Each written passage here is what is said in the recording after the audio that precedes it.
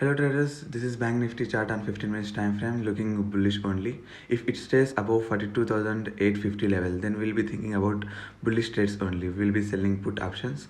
And if it falls below 42,850 level, then we will have a target till 42,700 to 42,600 levels. If it falls below this 42,600 level, then we will be expecting sideways market, as we have seen the sideways market here. For upside momentum, it has to stay above 42,900 to 42,850 levels.